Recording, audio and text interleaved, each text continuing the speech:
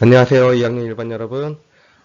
우리 지금까지 우리는 개화 사상의 형성과 그 다음에 개화파의 분화, 그 다음에 개화 정책의 추진, 그 다음에 이 개화 정책 추진에 대한 반발로 전개되었던 위정 척사 운동과 이목곤란까지 공부를 했습니다. 자, 이번 시간에 배울 내용은 급진개화파가 1884년에 시도했던 갑신정변에 대해서 살펴보도록 하겠습니다. 자, 이번 시간에 여러분들이 꼭 기억해야 할 내용은요. 자, 먼저 급진개화파가 갑신정변을 일으킨 곳이 어딘가 이곳입니다. 두 번째로는 급진개화파의 정치, 사회적 개혁 내용, 정치적으로, 사회적으로 어떠한 계획을 추진하려고 했는지 이걸 살펴보게 될 것이고, 세 번째로 갑신정변 이후 청과 일본이 조약을 맺게 되는데 그 조약의 내용은 무엇이었는지 살펴봐야 될 것이고요. 그 다음에 너무 중요한 내용인데요. 갑신정변 이후 제한된 조선의 외교 전략에 대해서 여러분들 꼭 기억을 하시기 바랍니다. 자, 그럼 본격적으로 수업에 들어가도록 하죠. 먼저 갑신정변의 배경부터 살펴봐야 될 것 같아.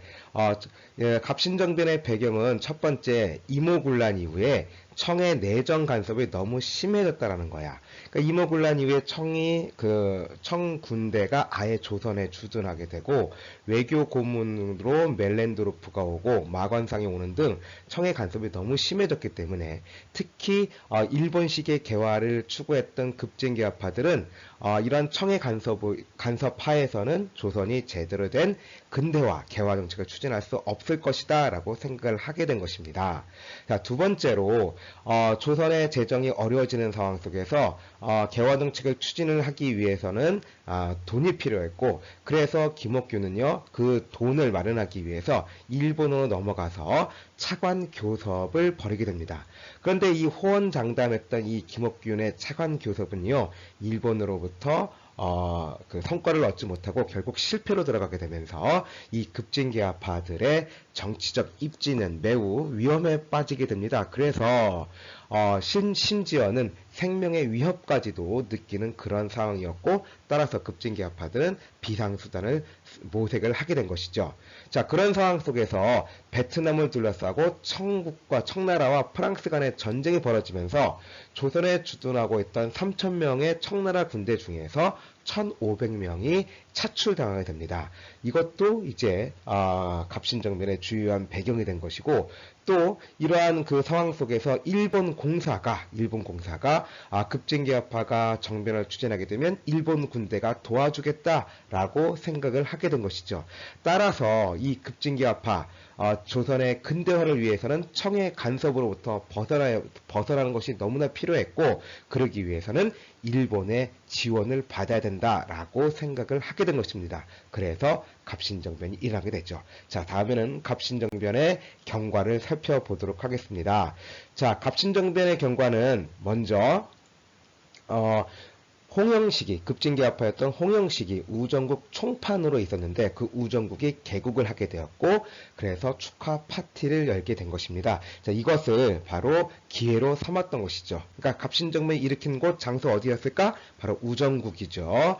자, 우정국 개국 축하연 때 그 급진개화파들은 이제 초청되어 파티에 참석하고자 들어오고 있던 이러한 그 수구 세력들을 이제 죽이게 된 것이죠. 그러면서 그 갑신정변이 시작된 것입니다.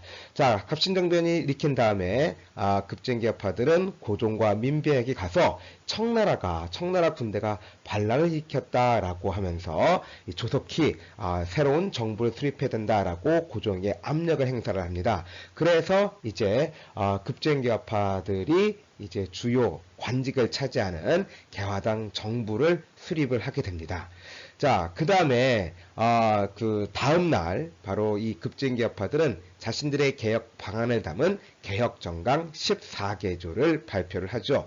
이것의 주요 내용은 뭐냐면 정치적으로 청과의 종속관계를 청산한다. 청의 간섭으로부터 벗어난다. 이것을 지향했습니다. 자주 독립국가를 수립한다는 얘기죠. 자, 그 다음에 내각제도를 수립하고자 했습니다. 자, 이러한 정치적인 개혁을 통해서 바로 급진개혁파들은 근대적 정치 제도로 갈 수 있는 입헌 군주제를 지향했다. 이렇게 볼 수가 있겠고요. 사회적으로는 문벌을 폐지하고 인민 평등권을 지향했습니다. 따라서 이것은 바로 평등사회로 발전시키기 위한, 개화시키기 위한 정책이었다. 이렇게 보면 되겠습니다. 자, 그러니까 급진개혁파가 추진하고자 했던 정치적 개혁, 사회적 개혁, 자, 이렇게 우리는 입헌군주제, 평등사회, 이렇게 우리는 정리할 수가 있겠죠. 자, 그 다음에, 이렇게, 이제, 개혁정책을 발표를 하고, 개혁을 추진하려고 했는데, 청나라 군대가 가만히 있지 않겠죠. 그래서 청나라 군대가 개입을 했고요. 청나라 군대가 개입을 하게 되면 일본 군이 도와주기로 했는데 일본 군이 배신을 하게 됩니다. 도와주지 않게 됐죠. 결국 너무나 허무하게 결국 청나라 군대가 개입을 하게 되면서 결국 이 급진개혁파들은요, 일본 군과 함께 재물포를 통해서 일본으로 망령을 가게 됩니다. 그래서 결국 이 갑신정변은 3일 만에 결국 실패로 돌아가는 그런 결과를 가져오게 됐습니다. 사실은 3일이지만 46시간밖에 개화당 정부는 유지하지 못했죠. 자, 그러면 다음으로는 갑신정변의 결과와 영향을 살펴보도록 하겠습니다. 자, 갑신정변의 결과. 조선과 일본 사이에서는 한성조약이 체결됩니다. 갑신정변 때 분노한 민중들이 바로 일본 공사관을 습격을 하게 되는데 이 때문에 일본은 조선에게 일본 공사관의 신축 비용을 부담하라라고 요구를 하게 되는 것이고, 그래서 그 일본 공사관의 신축 비용을 부담하는 한성조약이 체결됩니다. 자, 그 다음에 청나라와 일본 사이에 체결되는 것이 바로 이 텐진조약인데요. 이 텐진조약의 내용이 뭐냐면 조선에 문제가 생겨서 군대를 파병할 때에는 상대방 국가에게 미리 알릴 것을 규정했습니다.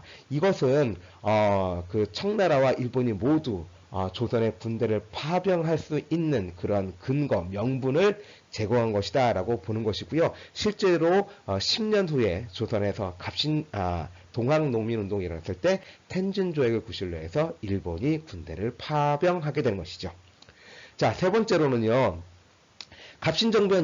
갑신정변도 청나라의 도움을 받아서 진압이 됐기 때문에 결국 청해의 간섭은 더더욱 심해집니다. 청해 간섭이 너무너무 심해지니까 고종은 청해 간섭을 좀 막기 위해서 이 러시아를 끌어들이려고 합니다. 그래서 비밀리에 조로 비밀협약이 추진되게 되는 것이죠. 그러나 이 조로 비밀협약은 청나라가 알게 되면서 결국 실패로 돌아가게 되는 것이고요. 아무튼 러시아의 영향력이 점점 조선에 대한 영향력이 커진다라고 볼 수가 있겠죠. 자, 그런 상황 속에서 이 러시아의 남하를 막기 위해서 영국이 이제 거문도를 불법적으로 점령하게 됩니다. 2년 동안 점령을 하게 되는 것이죠.